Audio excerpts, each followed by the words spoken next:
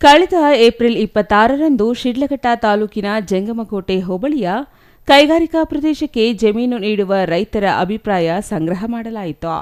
ಈ ವೇಳೆ ರೈತರಿಗೆ ಮತದಾನ ಮಾಡುವ ಅವಕಾಶ ನೀಡಲಾಗಿದ್ದು, ಕೆಂಪು ಮತ್ತು ಬಿಳಿ ಚೀಟಿಗಳನ್ನು ನೀಡಿ ಕೈಗಾರಿಕಾ ಪ್ರದೇಶಕ್ಕೆ ಒಪ್ಪಿಗೆ ನೀಡಿದರೆ ಒಂದು ಬಣ್ಣದ ಚೀಟಿ, ಒಪ್ಪಿಗೆ ಇಲ್ಲದಿದ್ದರೆ ಮತ್ತೊಂದು ಬಣ್ಣದ ಚೀಟಿ ಹಾಕುವಂತೆ ಕೋರಲಾಗಿತ್ತು.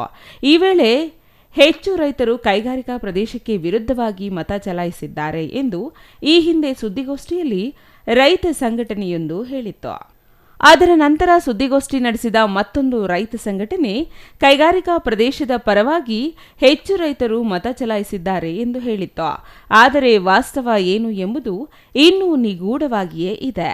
ಈ ನಡುವೆಯೇ ಭಕ್ತರಹಳ್ಳಿ ಪ್ರತೀಶ್ ನೇತೃತ್ವದ ರೈತ ಸಂಘಟನೆ ಇಂದು ಚಿಕ್ಕಬಳ್ಳಾಪುರ ಜಿಲ್ಲಾಧಿಕಾರಿಗಳ ಕಚೇರಿ ಮುಂದೆ ಪ್ರತಿಭಟನೆ ನಡೆಸಿತು.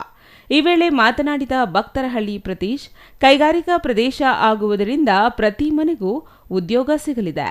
ಅಲ್ಲದೆ 60% ಮಂದಿ ಕೈಗಾರಿಕಾ ಪ್ರದೇಶ ಮಾಡುವ ಬಗ್ಗೆ ಒಪ್ಪಿಗೆ ನೀಡಿ ಮತ ಚಲಾಯಿಸಿದ್ದಾರೆ. ಹಾಗಾಗಿ ಸರ್ಕಾರ ಕೂಡಲೇ ಜಮೀನು ವಶಕ್ಕೆ ಪಡೆದು ರೈತರಿಗೆ ಹಣ ನೀಡುವ ಜೊತೆಗೆ ಉದ್ಯೋಗಾವಕಾಶಗಳನ್ನು ಕಲ್ಪಿಸಬೇಕು ಎಂದು ಆಗ್ರಹಿಸಿದರು.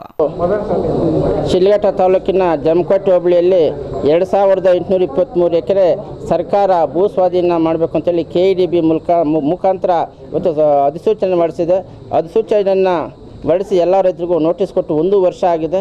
ಇದರ ಪರವಾಗಿ ಮಾನ್ಯ ಜಿಲ್ಲಾ ಉಸ್ತುವಾರಿ ಸಚಿವರು, ಶಾಸಕರು ಮತ್ತು ಜಿಲ್ಲಾಡಳಿತ, ತಾಲೂಕು ಆಡಳಿತ ಮತ್ತು ಬೆಂಗಳೂರಿನ KEDB ಇಲಾಖೆ ಎಲ್ಲ ಸೇರಿ 1088 ಜನ ರೈತರಿದ್ದಾರೆ. 1088 ಜನ ರೈತ ಖಾತೆದಾರರಿಗೂ ಕೂಡ ಲಿಖಿತವಾಗಿ ನೋಟಿಸನ್ನು ಕೊಟ್ಟು ಅವತ್ತು ಬೆಳಗಿನ ಜಾವ ಬೆಳಗ್ಗೆ 8ರಿಂದ ಸಂಜೆ 7:30ವರೆಗೂ ಒಂದು ಅಭಿಪ್ರಾಯ ಸಂಗ್ರಹವನ್ನು ಮಾಡಿದ್ದಾರೆ. ಅಭಿಪ್ರಾಯ ಸಂಗ್ರಹಣ ಪಾರದರ್ಶಕವಾಗಿದೆ. ಯಾಕಂದರೆ ಇವತ್ತು ಇಡೀ ಜಿಲ್ಲಾಡಳಿತ ನಿಂತು ಮಾನ್ಯ ಸಚಿವರು ಪ್ರತಿ ಕೋಣೆಗೆ ಹೋಗಿ ಸರ್ಕಾರದ ಜವಾಬ್ದಾರಿಗಳನ್ನು ಪಾರದರ್ಶಕವಾಗಿ ಜನರ ಮುಂದೆ ಇಟ್ಟಿದ್ದಾರೆ. ಅದನ್ನು ಸಹಿಸಲಾರದಿರ್ತಕ್ಕಂಥ ಕೆಲವರು ಹಿಂದೆ ಏನು ಹೇಳ್ತಾಯಿದ್ರು, KEDB ದುಡ್ಡು ಕೊಡಲ್ಲ, KEDB ಒಂದೇ ಸೆಂಟ್ರಲ್ ಕೊಡಲ್ಲ, ಮತ್ತು 40ರಿಂದ 50 ಲಕ್ಷ ಮೇಲೆ ದಾಟಲ್ಲ ಅಂತ ಹೇಳ್ಬಿಟ್ಟು ಹಳ್ಳಿಗಳಲ್ಲಿ ಒಂದು ಸುಳ್ಳು ಆಪಾದನೆಗಳನ್ನು ಮಾಡ್ಕೊಂಡು ಹೋಗ್ತಾಯಿದ್ರು.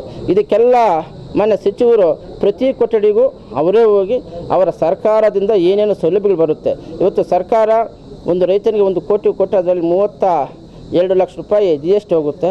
ಅದೇ ಸರ್ಕಾರದ 1 ಕೋಟಿಗೂ 1 ರೂಪಾಯಿ ಕೂಡ GST ಇಲ್ಲ.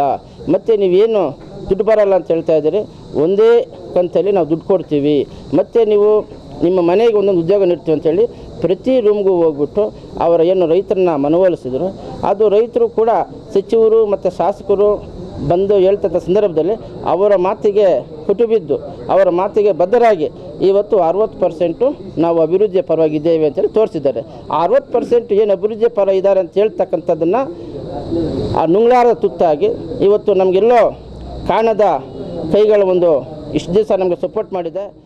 ಅಲ್ಲದೆ ಕಳೆದ ಏಪ್ರಿಲ್ 26ರಂದು ನಡೆದಿರುವ 1088 ಮಂದಿ ರೈತರ ಮತದಾನದ ವೇಳೆ ಮತ ಚಲಾಯಿಸಿರುವ ರೈತರ ಬಗ್ಗೆ ಯಾವುದೇ ಕಾರಣಕ್ಕೂ ಬಹಿರಂಗ ಮಾಡಬಾರದು.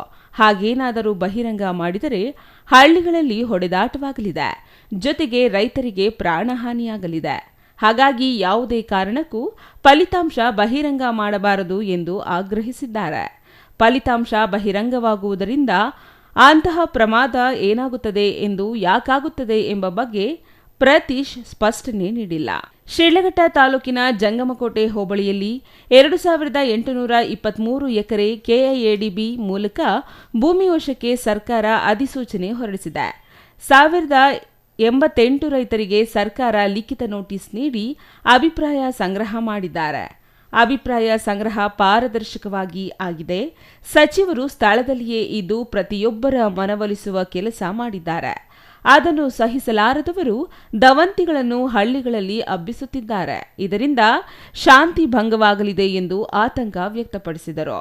ಸರ್ಕಾರ ಜಮೀನು ಪಡೆದು ನೀಡುವ ಹಣಕ್ಕೆ GST ಹಣ ಕಟ್ಟಬೇಕಾಗಿಲ್ಲ.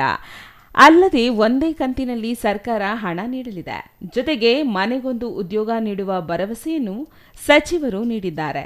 ಶಾಸಕರು ಸಚಿವರ ಮಾತಿಗೆ ಕಟ್ಟಿಬಿದ್ದು 60% ಮಂದಿ ಒಪ್ಪಿದ್ದಾರೆ ಎಂದು ಹೇಳಿದ್ದಾರೆ. ಈವರೆಗೆ ನಮಗೆ ಬೆಂಬಲ ನೀಡಿದವರು ಅಭಿಪ್ರಾಯ ಸಂಗ್ರಹ ಪಾರದರ್ಶಕವಾಗಿಲ್ಲ ಎಂದು ಅಪಪ್ರಚಾರ ಮಾಡುತ್ತಿದ್ದಾರೆ. ಅಲ್ಲಿ ಕೈಗಾರಿಕೆ ಸ್ಥಾಪನೆ ಮಾಡಿ ಉದ್ಯೋಗ ನೀಡಿದರೆ ಸಚಿವರ ಫೋಟೋಗೆ ಪ್ರತಿ ಮನೆಯಲ್ಲಿಯೂ ಪೂಜೆ ಮಾಡುತ್ತಾರೆ ಎಂದರು.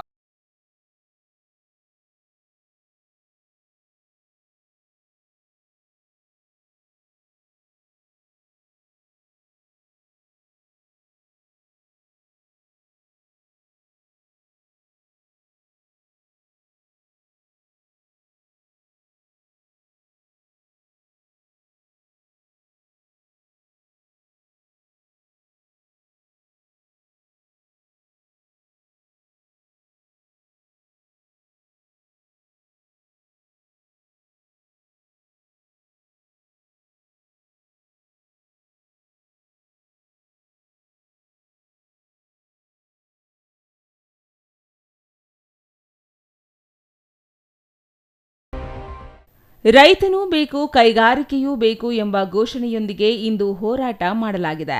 ಪ್ರಸ್ತುತ ಸರ್ಕಾರ ಜಮೀನು ವಶಪಡಿಸಿಕೊಳ್ಳಲು ಮುಂದಾಗಿರುವ ಪ್ರದೇಶದಲ್ಲಿ ನೀರಾವರಿ ಪ್ರದೇಶ ಬಿಟ್ಟು ಉಳಿದೆಲ್ಲ ಪ್ರದೇಶದಲ್ಲಿ ಕೈಗಾರಿಕೆ ಮಾಡಲೇಬೇಕು ಎಂದು ಹೋರಾಟ ಮಾಡಲಾಗುತ್ತಿದೆ.